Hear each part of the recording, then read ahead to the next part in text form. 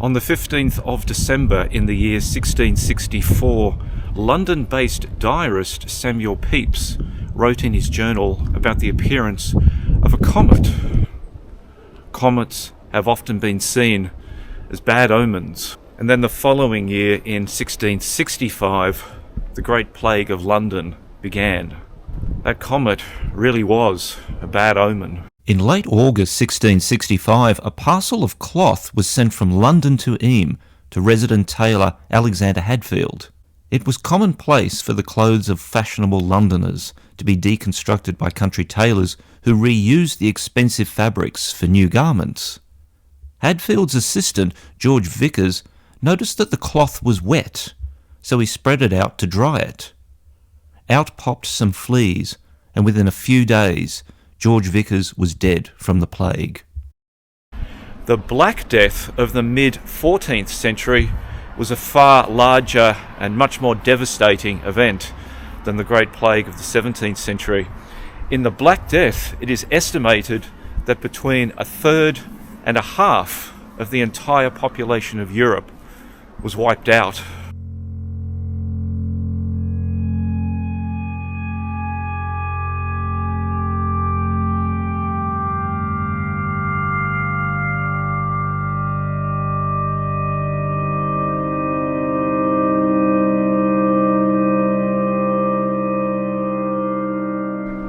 And while I'm here in the churchyard, this cross behind me here is a Mercian cross. It dates from the 8th century AD. It's an Anglo-Saxon cross.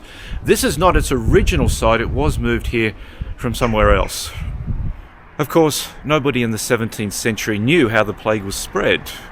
Many people believed that it was a miasma, that it floated around in the air, and that you could inhale it. There were two reverends in the village at this time. There was the Puritan minister Thomas Stanley, who had recently been kicked out of the job because he refused to take the oath of conformity and use the Anglican Book of Common Prayer. His replacement was 28-year-old William Mompesson.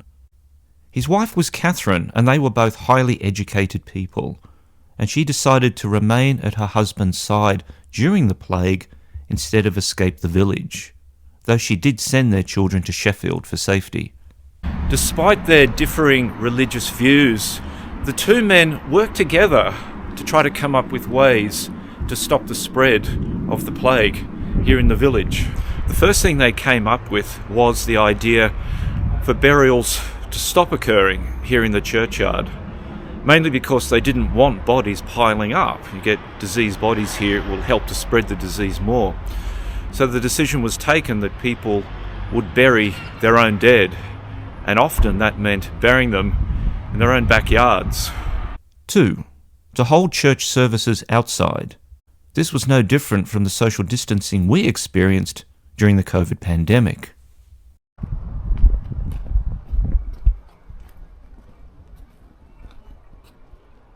And thirdly, and perhaps most dramatically, they decided on a cordon sanitaire, a quarantine. No one from the village could leave, and no one from the outside could enter. But trade still had to continue because Eyam was not self-sufficient. They needed food and supplies and goods. So they came up with the idea that on the boundary of the lands of the village, they would set up pick up and drop off points where local farmers from other villages could bring goods, could bring food, and the villagers would leave coins for them for payment. One of those drop-off points is here. This is known as Mompesson's Well. It was originally a horse trough, I believe. It's a place for animals to come and get some water. What the villagers did was, in fact, there's coins in there now. They would put vinegar, they would fill this with vinegar as a sterilizing agent. The villagers would put coins in there as payment, so that the surrounding farmers and people from other villages would bring the goods and leave them right here and take payment from the well that had the vinegar in it with the coins inside. And even the Earl of Devonshire, who lived not far away at Chatsworth House, he had goods and food and supplies brought here to this well to help feed the villagers at Eyam. It was very big of him. For the rest of 1665 there were certainly many deaths, but things got much worse the following year. June, July and August of 1666 saw 155 further deaths, including Catherine Mompesson, the wife of the Reverend William Mompesson.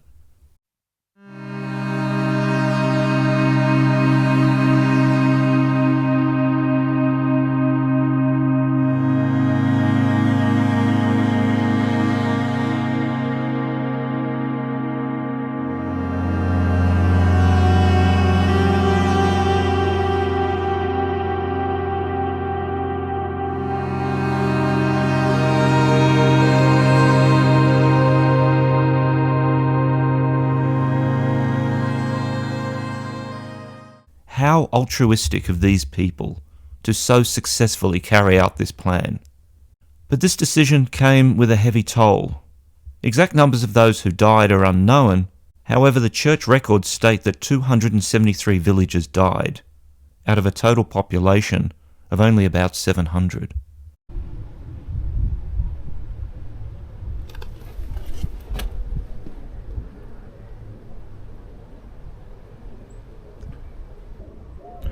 William Mompesson survived the plague, though his wife didn't, and in 1669 he moved away from the village and found work at another church in Nottinghamshire.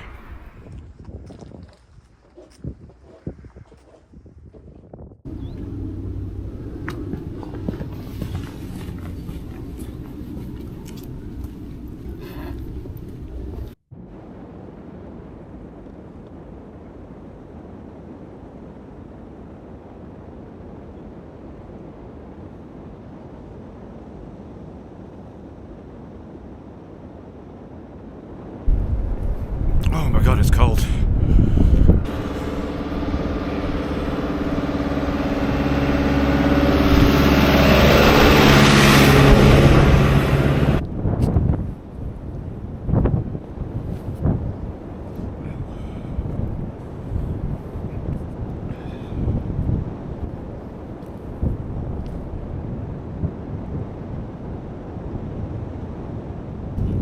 I'm entering what's known as the Riley Graves. As you can see, there's 7 graves here. These are members of the Hancock family. Within the space of 8 days, Elizabeth Hancock lost 6 of her 7 children and her husband. She brought them here to this spot. This was their farm. This was the family farm here. And these are the graves. 1, 2, 3, 4, 5, 6. The 6 children's graves. And that's a husband's grave just there. And the people of the nearby village could only watch her do this. They couldn't come down and help because of the quarantine. Elizabeth Hancock, after the plague had run its course here, moved with her sole surviving son, and they went to live in Sheffield.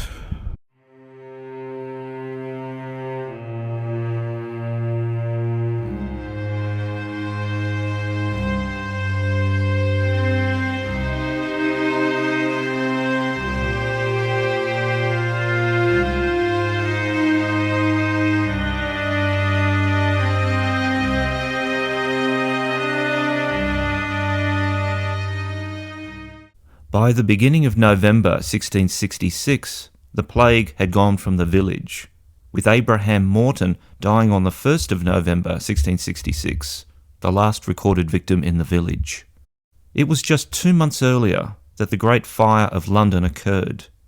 Despite the incredible damage to the city, London was rebuilt, though now in brick and stone. This was the last major outbreak of plague to hit Britain, though various plagues did spread here and there, on and off, until about the mid-18th century.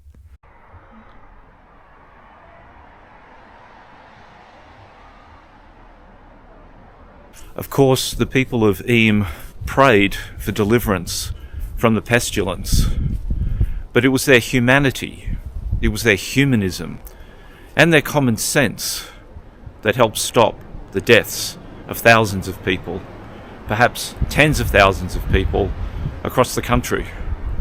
In the words of the Victorian historian William Wood, "Let all who tread the green fields of Eyam remember, with feelings of awe and veneration, that beneath their feet repose the ashes of those moral heroes, who, with a sublime, heroic, and unparalleled resolution, gave up their lives, yea, doomed themselves to the pestilential death to save the surrounding country.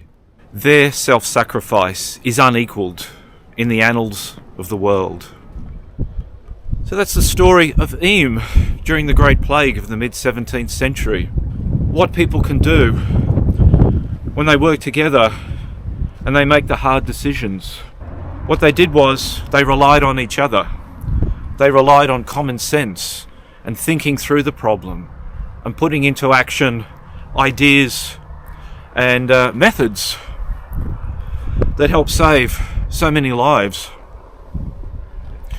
Social distancing, quarantine, things that of course are not popular, but you know what?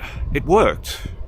How many thousands of lives were saved, and how many countless generations exist today because of the actions of the people of Eyam.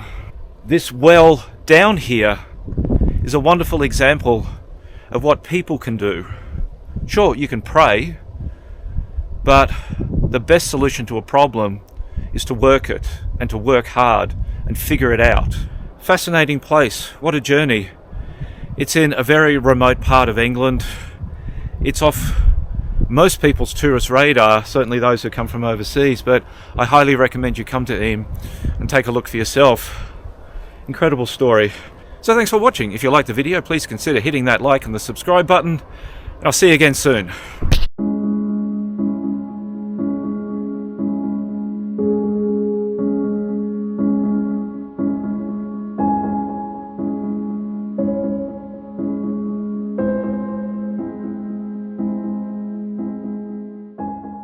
You would not believe how cold it is here. Oh my god. It's 3 degrees, but the weather says with the wind chill factor it's -7.